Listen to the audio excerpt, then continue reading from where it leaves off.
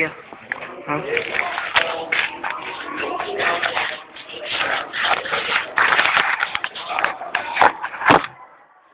کرانا چاہ پڑیں گے.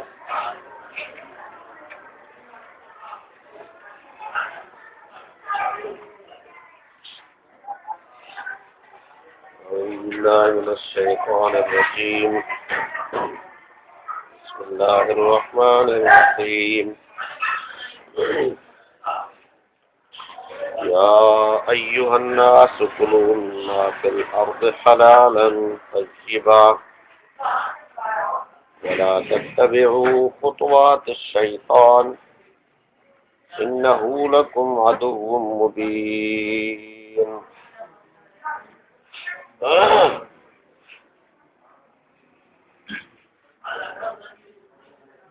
اے انسانو، انسان ذات کتاب نل کو کھول کے سمجھو. انسان ذات کو خطاب ہے. اے انسان، جو بھی اپنے آپ کو انسان سمجھے وہ توجہ دے. کلوا مما فی الارض حلالا طیبا، کہ زمین کی چیزوں میں سے حلال اور پاک کھاؤ. حلال کو جدا بیان فرمایا، پاک کو جدا. اگر کوئی چیز حلال نہیں ہے اور حرام ہے، اس کے لیے تو اللہ تعالیٰ نہیں فرمائے گا کہ کلو کھاؤ، کہے گا. اگر کہ وہ کیسے ہی صاف کیوں نہ ہو، پاک کیوں نہ ہو، ہے ہی حرام. مثلا مٹی پاک ہے لیکن حلال نہیں. انسان کا گوشت پاک ہے لیکن حلال نہیں. سمجھا؟ اور اسی طرح کوئی بھی چیز ناپاک ہو، کوئی بھی چیز حرام ہو، اگر تم صاف اور پاک کیوں نہ ہو پھر بھی اس کے کھانے کا حکم نہیں ہوگا. حرام چیز کے کھانے کا تو حکم ہی نہیں ہوگا، حلال چیز کے کھانے کا حکم ہے. اس سے معلوم ہوا کہ حلال چیز جو ہوتی ہے وہ پاک بھی ہوتی ہے، کبھی ناپاک بھی ہو جاتی ہے. اس لیے حلال کے ساتھ پاک ملا دیا، حلالا طیبا. حلال کے ساتھ پاک اس لیے ملایا کہ حلال چیز کبھی کبھی ناپاک بھی ہو جاتی ہے. وہ ناپاک کس طرح ہوگی؟ کوئی ایسی ناپاک چیز جو حصی ناپاک ہو،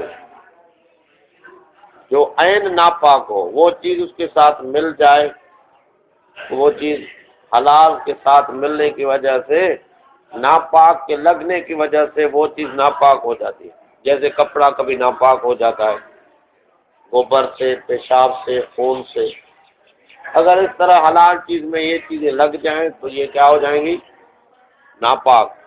یہ ناپاک چیز تم نہ کھاؤ، پاک ہو تو پھر کھاؤ. ایک طریقہ یہ ہے، ناپاک ہونے کا ایک طریقہ ہے کہ ایک ناپاک چیز پاک چیز سے مل جائے، لگ جائے تو وہ پاک چیز اگرچہ پہلے حلال تھی اور پاک تھی لیکن ناپاک ہونے کی وجہ سے اس کو کھانا جائز نہیں ہے. سمجھا؟ ایک طریقہ ناپاک ہونے کا یہ کہ کوئی چیز ناپاک اس سے مل جائے. پانی میں ناپاک پانی کا حصہ مل گیا تو وہ پانی کیا ہو جائے گا؟ ناپاک. پیشاب کا قطرہ مل گیا تو وہ کیا ہو جائے گا؟ ناپاک. ایک طریقہ ناپاک ہونے کا سمجھو یہ ہے. دوسرا ناپاک ہونے کا یہ ہے کہ کسب ایسا کیا، کام ایسا کیا جس کی وجہ سے پاک چیز ناپاک ہو گئی. مثلا بکری حلال ہے، اس کا کھانا جائز ہے، لیکن بکری کسی کی چوری کی تو چوری کرنے کے بعد یہ ناپاک ہو گئی، چور کے لیے یہ کیا ہو گئی؟ کیا ہو گئی؟ ناپاک ہو گئی۔ اب چور کو ہر کوئی کہے گا کہ تو نے یہ غلط چیز استعمال کی ہے، یعنی تو نے طریقہ غلط اختیار کیا ہے۔ چور کے کمائی کا طریقہ، چوری کرنے کا جو اس نے کسب کیا، اس چوری کے کسب کی وجہ سے یہ بکری کیا ہو گئی؟ شادی گئی، کیا ہو گئی؟ بکری تو حلال تھی نا، حرام کیسے بن گئی؟ ناپاک بن گئی۔ حرام کیوں بن گئی؟ کہ اس نے طریقہ اختیار کیا غلط۔ اب یہ چور اس بکری، چوری والی بکری پر بسم اللہ اللہ اکبر کہہ کر ذبح کرے تو پھر حلال ہو جائے گی یا حرام؟ حرام ویسے نہیں ہے، اس کے کسب کی وجہ سے یہ ناپاک ہو گئی۔ کیا ہو گئی؟ حلال اور حرام کسی کے کسب سے چیز نہیں ہوتی۔ حلال بھی اللہ تعالیٰ نے بیان فرمایا ہے، حرام بھی بیان فرمایا ہے۔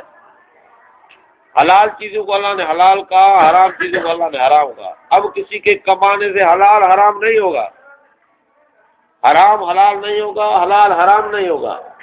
صرف کسب کرنے سے وہ چیز ناپاک ہو جاتی ہے جس کے کھانے سے اللہ نے منع فرمایا کہ کھاؤ تو حلال ہو، اس کے ساتھ کیا ہو؟ پاک بھی ہو۔ اگر پاک نہ ہوگی تو حلال کھانا جائز، ناپاک ہو جائے تو اس کو بھی کیا سمجھا جائے گا؟ حرام۔ کیا سمجھا جائے گا؟ حرام۔ یہ کس وجہ سے ہوئی؟ ناپاک ہونے کی وجہ سے۔ ویسے تو حلال تھی نا۔ کسی نے کسی کے گھر سے کوئی بوری آٹے کی چوری کی تو اب یہ اس کے لیے کھانا حلال ہے؟ چوری کا آٹا جائز ہے؟ ویسے آٹا تو حلال ہے نا، گوندھ کر روٹی پکائی جائے، اس میں کوئی چیز حرام مل گئی؟ کوئی چیز بظاہر حرام اس میں ملی؟ یہ بہت سارے سوالات کے جواب ہیں، آپ اس پر غور کرو تھوڑا۔ کوئی چیز حرام اس میں ملی؟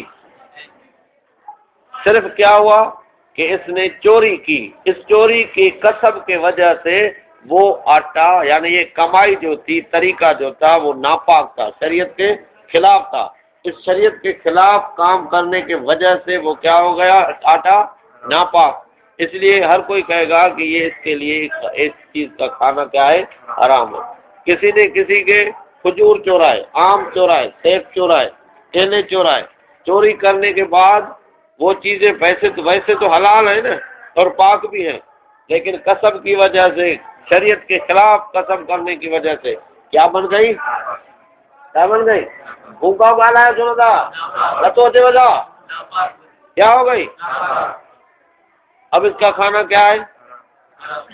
ویسے چیز حرام ہے، کون سی حرام چیز اس میں مل گئی؟ کوئی بھی، لیکن کیا بن گئی چیز؟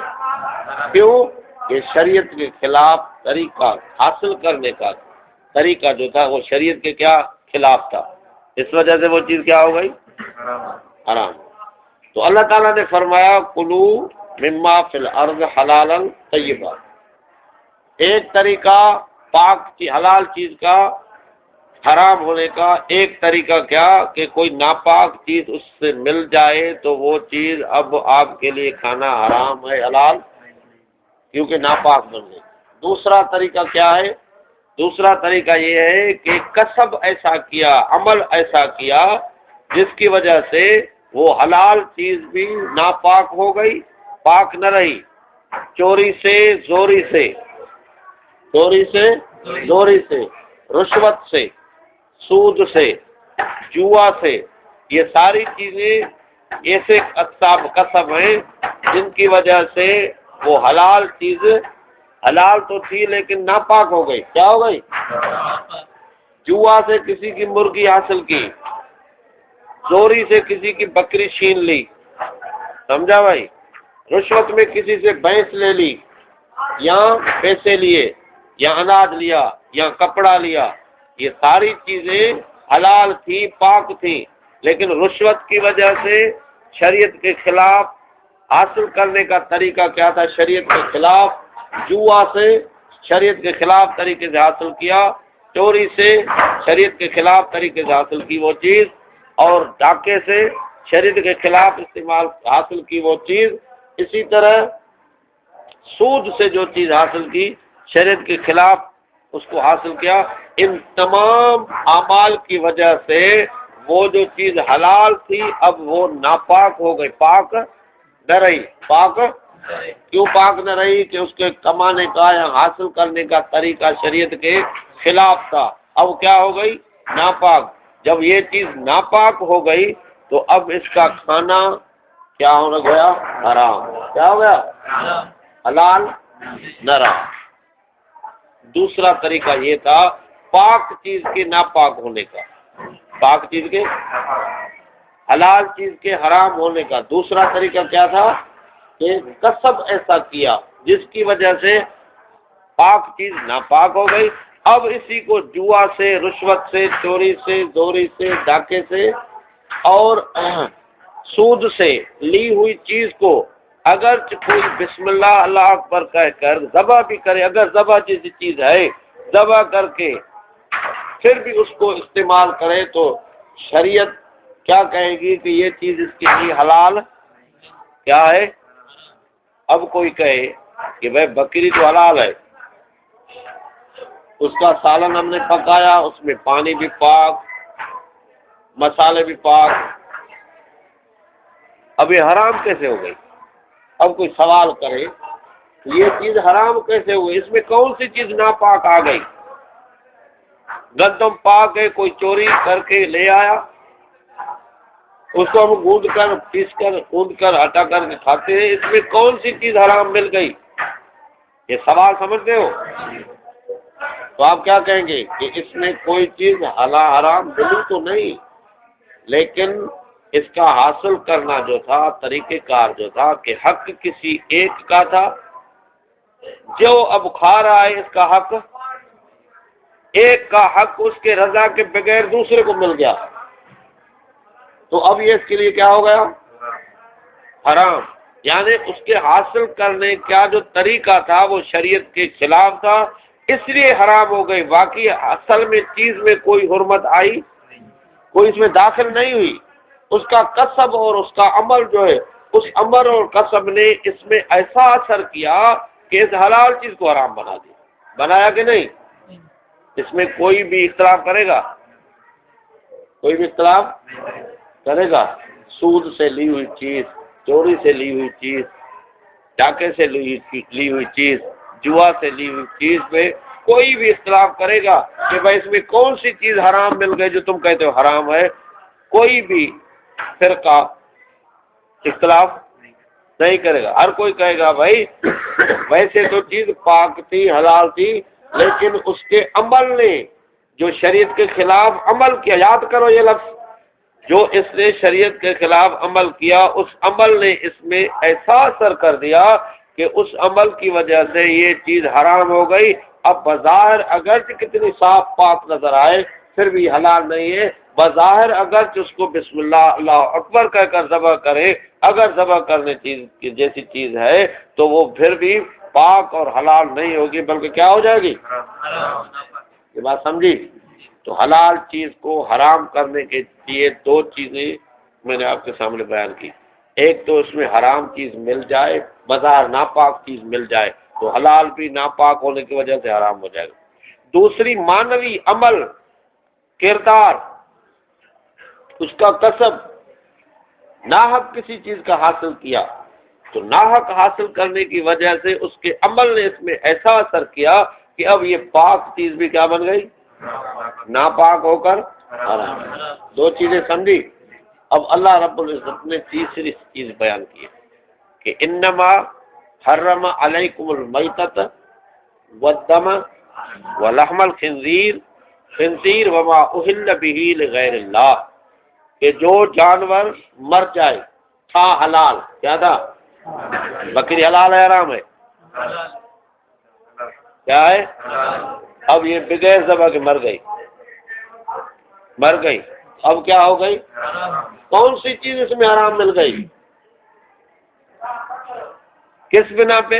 کہ یہ حلال تھی لیکن پاک نہ رہی، کیونکہ ذبح کے وقت جو اس کا خون نکلتا ہے، اس خون کا نکلنا اس کو باقی کو پاک بنا دیتا ہے، اس لیے اس کو شریعت میں کیا کہتے ہیں؟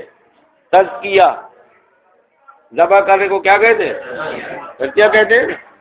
کیوں کہتے ہیں؟ اس نے پاک بناتے ہیں۔ اگر تھوڑا خون نکلا لیکن شریعت کے حکم کے مطابق ذبح کیا، وہ نکلا تو پاک ہو گئے، اب کھانا حلال۔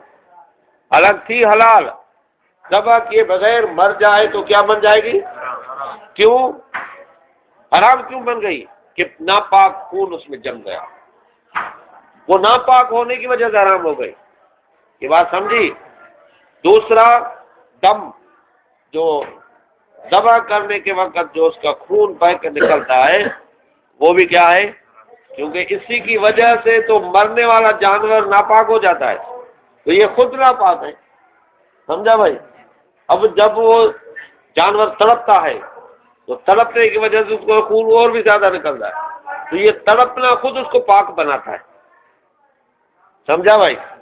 تڑپنا خود اس کو پاک بناتا ہے، اور جب یہ پاک بن گیا تو اب کھانا اس کا حلال۔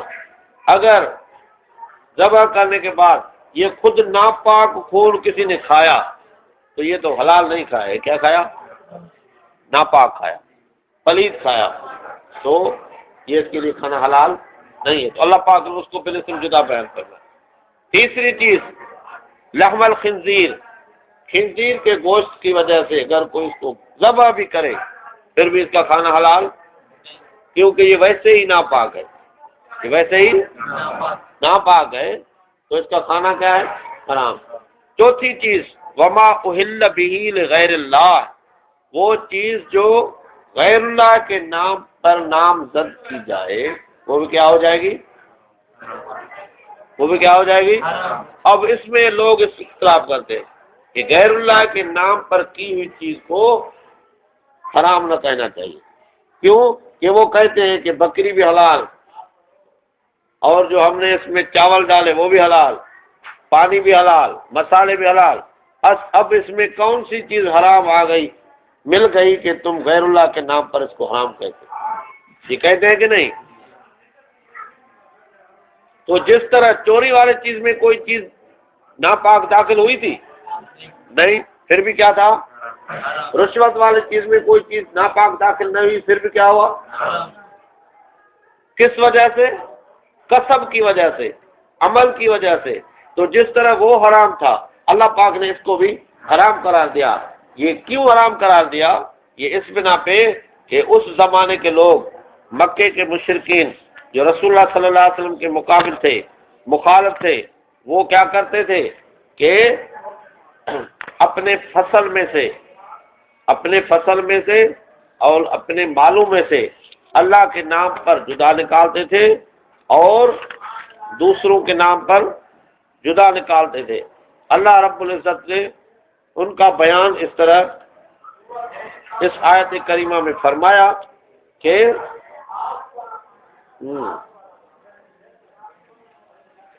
لکھو آیت،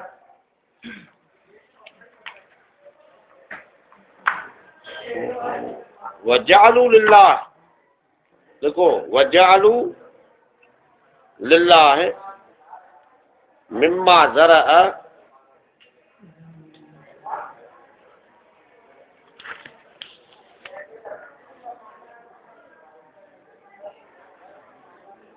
وَجَعَلُوا لِلَّهِ مِمَّا زَرَعَ مِنَ الْحَرْثِ وَالْأَنْعَامِ نَصِيبًا،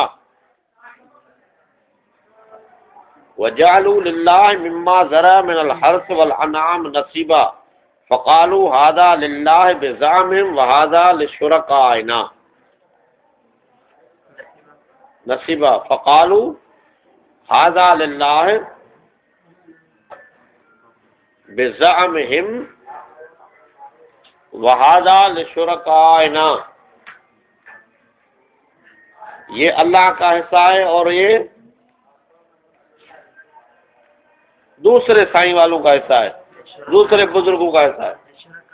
لشرکائنا، سورۃ انعام آیت نمبر 136۔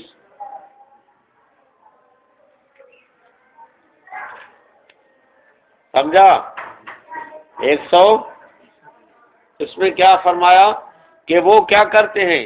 ترجمہ کرو کہ وہ اپنے فصل میں سے، کھیتی میں سے، پھل فروٹ میں سے، جو بھی لکھو، اپنے، یہاں یہ لکھو، اپنے زمینی پیداوار میں سے جو اگتا تھا اس میں سے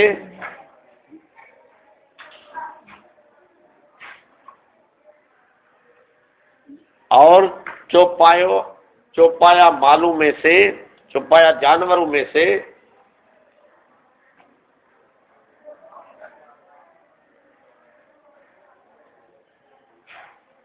کچھ اللہ تعالی کے لیے نکالتے ہیں،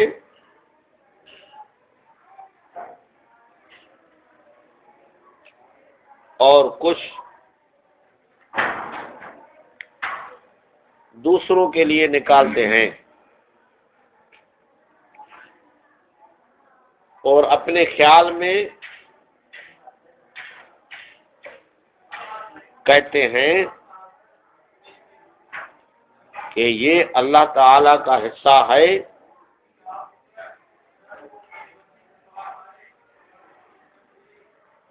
اور یہ دوسرا ہمارے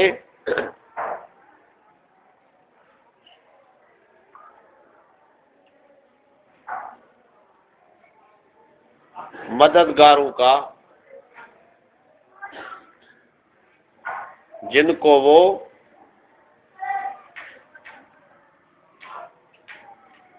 اللہ کے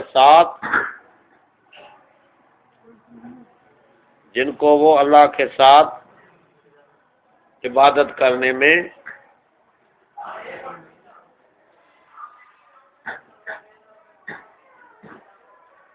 اور مدد مانگنے میں شریک کرتے تھے، ان کا حصہ ہے۔ شرکاء کس چیز میں شریک بناتے تھے؟ عبادت کرنے میں کیا بناتے تھے؟ شریک، اور مدد مانگنے میں بھی کیا بناتے تھے؟ شریک۔ سمجھا؟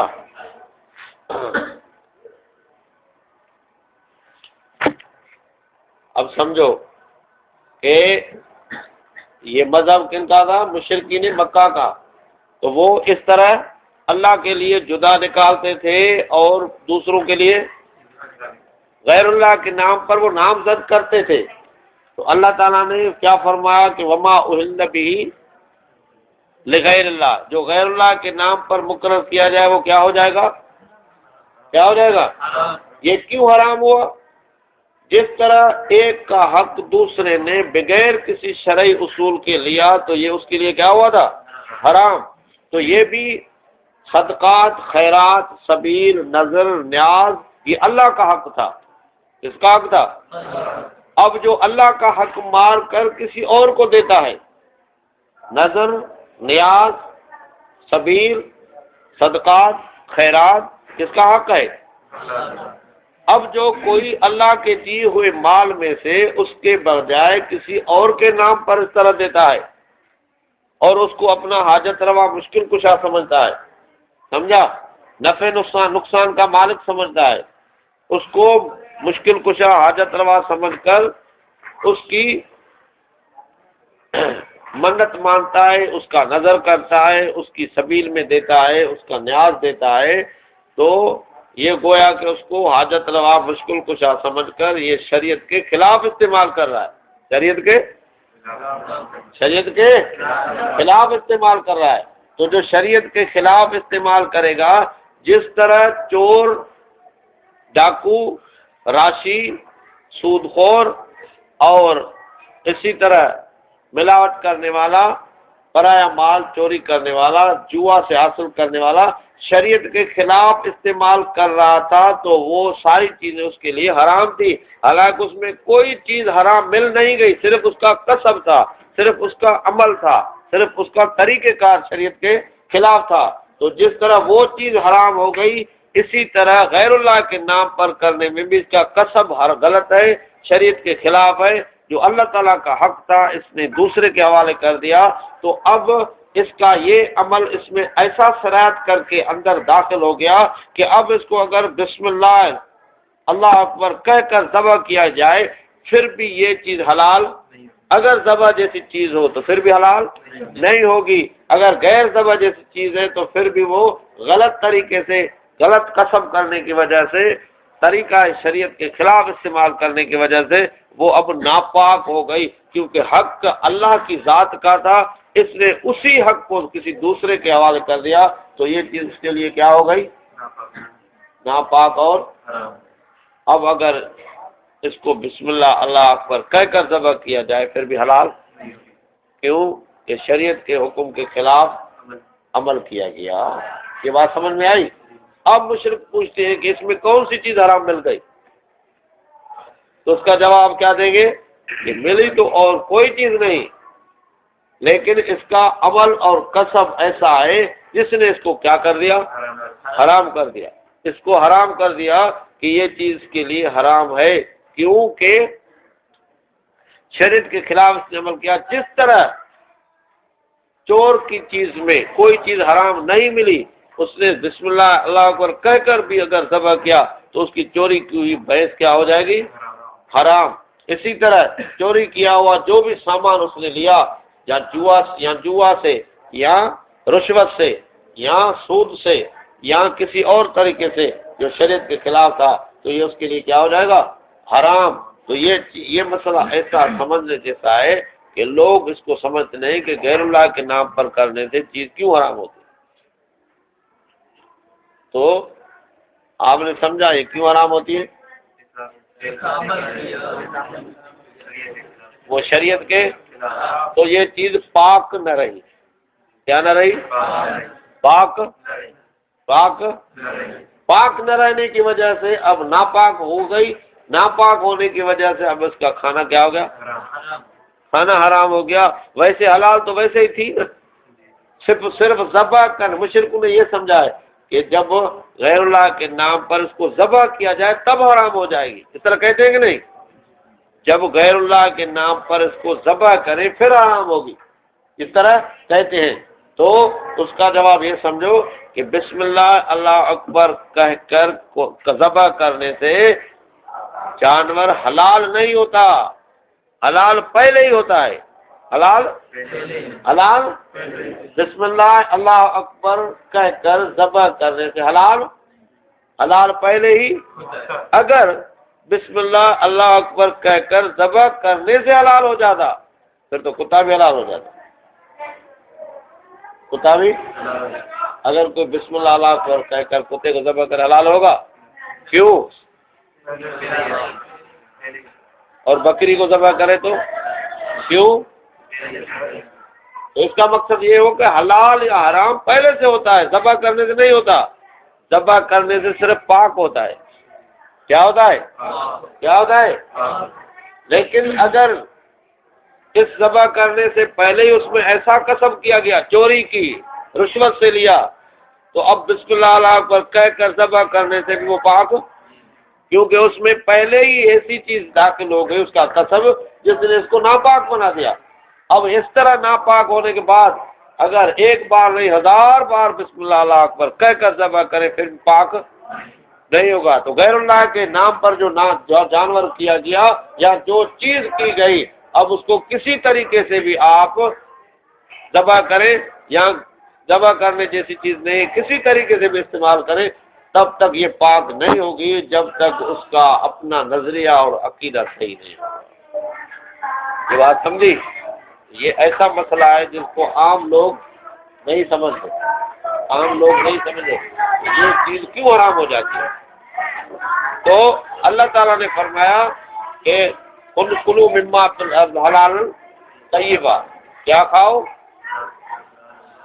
ولا تتبعوا خطوات الشیطان، شیطان کے کہنے پر نہ چلو، انہ لکم عدو مبین، کیونکہ وہ تمہارا کھلا دشمن ہے، انما یامرکم بالسوء والفحشاء، وہ تو تم کو حکم کرتا ہے کہ برائی کرو، بے حیائی کرو، وَأَن تَقُولُوا عَلَى اللَّهِ مَا لَا تَعْلَمُونَ، اور اللہ کے لیے ایسے اقوال کہو، ایسی باتیں کہو جن کو تم خود جانتے نہیں ہو، جس طرح ہم لوگ کہتے ہیں کہ اللہ تعالیٰ ہماری نہیں سنے گا، سمجھا؟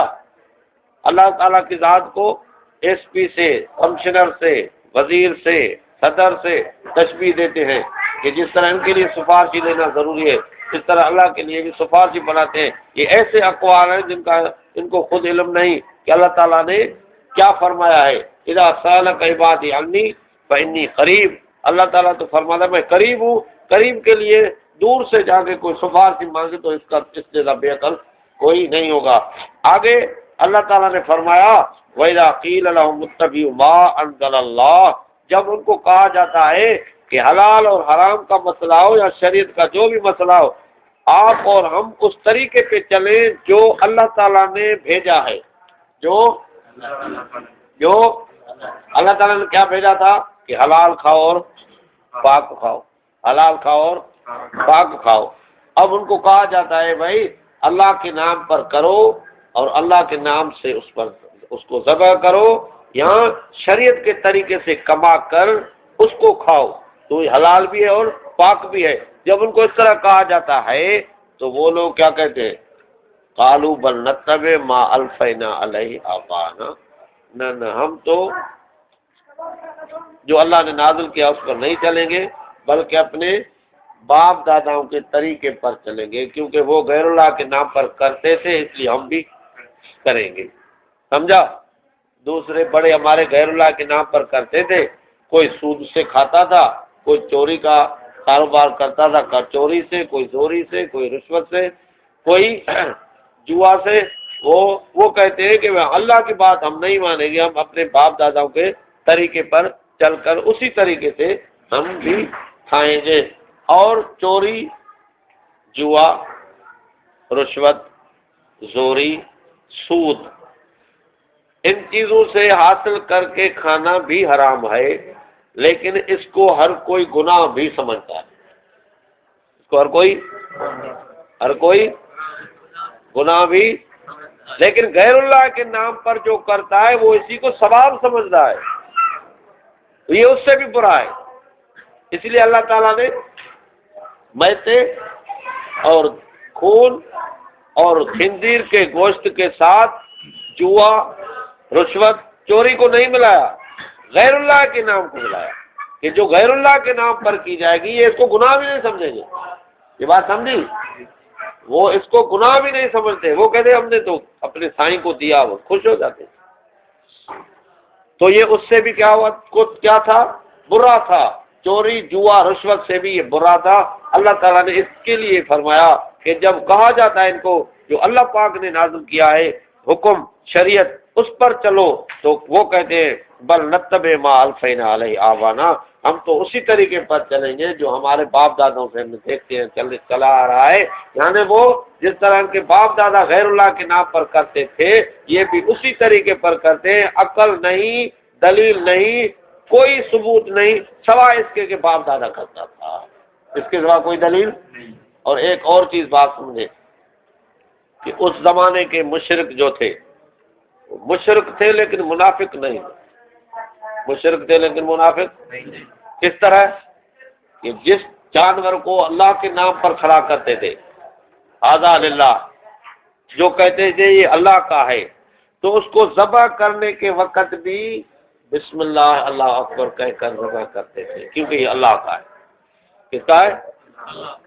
لیکن جو غیر اللہ کے نام پر کرتے تھے، کیونکہ غیر اللہ بھی زیادہ تھے نا ان میں، کوئی ابراہیم علیہ السلام کا کرتا تھا، کوئی اسماعیل علیہ السلام کے نام پر کرتا تھا، کوئی عیسیٰ علیہ السلام کے نام پر کرتا تھا، کوئی بی بی مریم کے نام پر کرتا تھا، کوئی عزیر علیہ السلام کے نام پر کرتا تھا، کوئی لات، منات، عزا کے نام پر کرتا تھا، وہ بھی زیادہ تھے نا۔ تو اب وہ یہ کرتے تھے کہ جس کے نام پر کوئی جانور کیا تھا، ذبح کرنے کے وقت بھی اسی کا نام لیتے تھے کہ ہم نے جس کو دیا ہے اس کا نام لینا ہے، جس کے نام پر کیا ہے، کیونکہ ان کی جو اندر کی بات تھی وہ زبان پہ ملاتے تھے کہ یہ اللہ کے لیے کرتے تھے، اس لیے اللہ کا نام لیا جائے، اور یہ ابراہیم علیہ السلام کے نام پر کیا ہے تو اس کا نام لیا جائے، اسماعیل علیہ السلام کے نام پر ہے تو اس کا نام لیا جائے، عیسیٰ علیہ السلام کا ہے تو اس کا نام لیا جائے۔ اندر کی بات ظاہر کرتے تھے اور یہ ان کا رواج تھا، اور اس کو وہ سچائی سمجھتے تھے، اور اسی کو وہ عیب نہیں سمجھتے تھے، سمجھتے واقعی نہیں جس کے نام پر اس نے کھڑا کیا ہے، جانور کھڑا کیا ہے، ذبح کرنے کے وقت بھی اس کا نام لے رہا ہے، اس میں کیا ہے؟ یہ بات سمجھی؟ تو اس لیے وہ جو اندر کی بات تھی وہ ظاہر بھی کرتے تھے۔ مسلمانوں کو کیا حکم تھا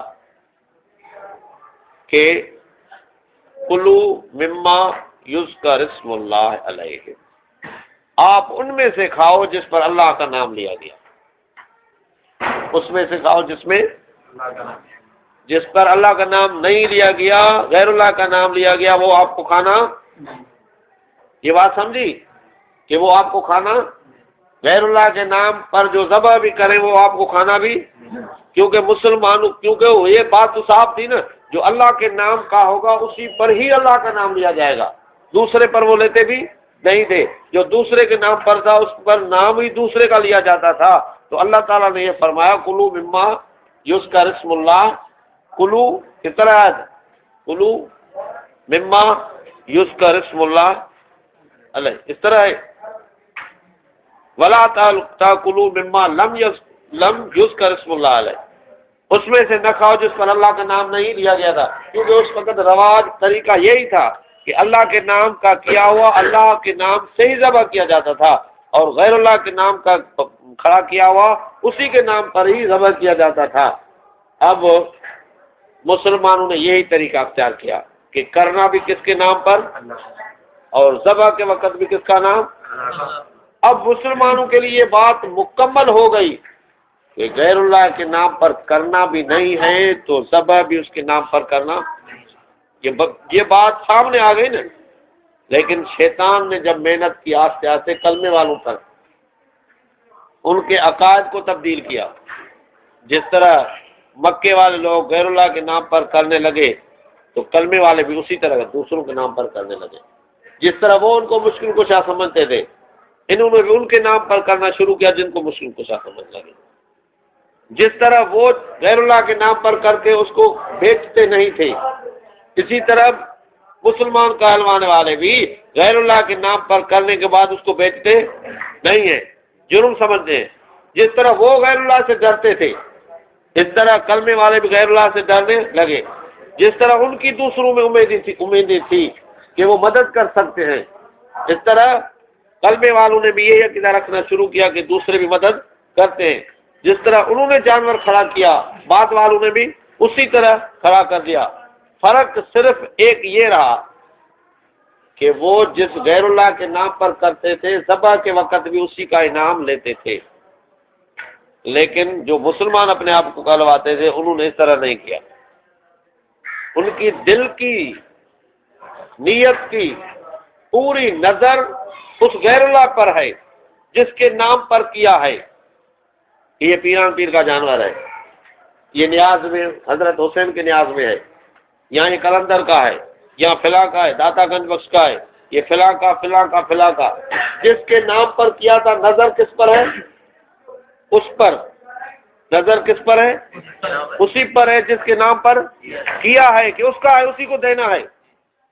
لیکن ذبح کرنے کے وقت وہ مجبوراً بسم اللہ اللہ اکبر کہتے ہیں، کیوں کہ مسلمانوں میں غیر اللہ کے نام پر کرنا عیب ہے، اس کو کوئی بھی نہیں کھائے گا، کیونکہ یہ عیب بن گیا نا مسلمانوں میں کہ غیر اللہ کے نام پر نام لے کر اگر کوئی ذبح کر تو وہ کھانا ہی نہیں ہے۔ تو یہ اس عیب سے بچنے کی وجہ سے زبان پہ صرف یہ لاتے ہیں بسم اللہ اللہ اکبر، لیکن دل کا تعلق کس طرف ہے، جس کے نام پر کیا ہے غیر اللہ کے نام پر۔ اگر وہ داتا کے نام پر ہے تو پوری نظر اس پر ہے کہ ہم اسی کے نام پر ذبح کرتے ہیں، لیکن بولتے زبان سے بسم اللہ اللہ اکبر ہیں تو اللہ تعالیٰ کی نظر زبان پر نہیں، اللہ تو دل چاہتا ہے، کیا چاہتا ہے۔ تو اس نے جو غیر اللہ کے نام پر کر کے حق اللہ تعالیٰ کا دوسرے کو دے دیا تو اس کے اس کسب نے اس میں وہ سرایت کر دی جس طرح چوری نے اس میں اثر کیا تھا، ڈاکے نے اثر کیا تھا، رشوت نے اثر کیا تھا، جو یہ حلال چیز بھی ناپاک ہونے کی وجہ سے حرام ہو گئی تھی، تو اسی طریقے سے یہ جانور بھی غیر اللہ کے نام پر کرنے کی وجہ سے اسی وقت ہی یہ ناپاک ہو گیا۔ اب اس کو 1000 بار اللہ اکبر بسم اللہ اللہ اکبر کہہ کر ذبح کرے پھر بھی حلال پاک نہیں ہوگا، کیونکہ غیر اللہ کی طرف اس کی پوری نظر ہے، پوری توجہ ہے۔ یہ صرف دوسرے لفظوں میں یوں سمجھو کہ جو ان کے مشرکین مکہ کے دل میں بات تھی وہ ذبح کے وقت بھی وہی کہتے تھے، لیکن بعد والوں نے کیا کیا کہ دل میں اور زبان پہ، دل میں کیا تھا کہ یہ بکرا کس کا ہے؟ کلندر کا، دینا کس کو ہے؟ کلندر کو۔ بکرا کس کا ہے؟ پیران پیر کا، دینا کس کو ہے؟ پیران پیر کو۔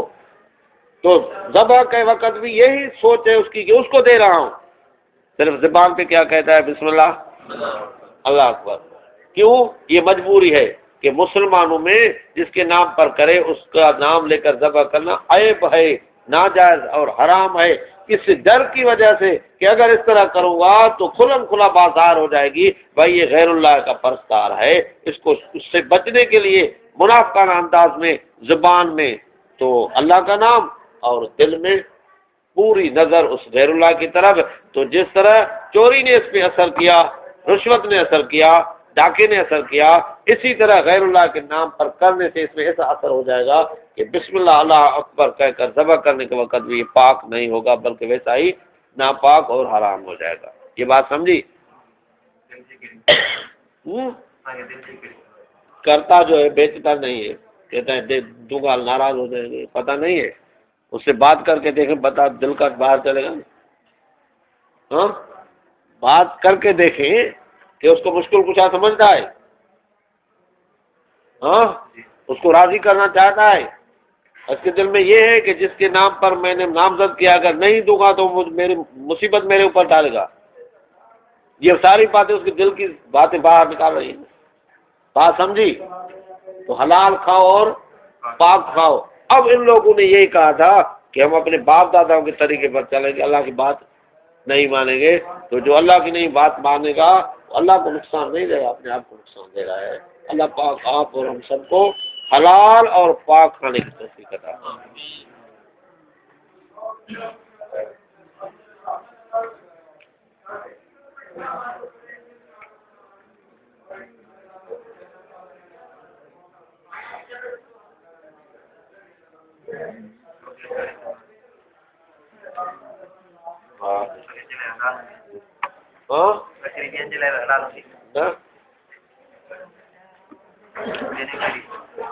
جو تو بکری چورایا اور کدے بھی مسجد کھا رہا ہے، بڑی خبر ہے۔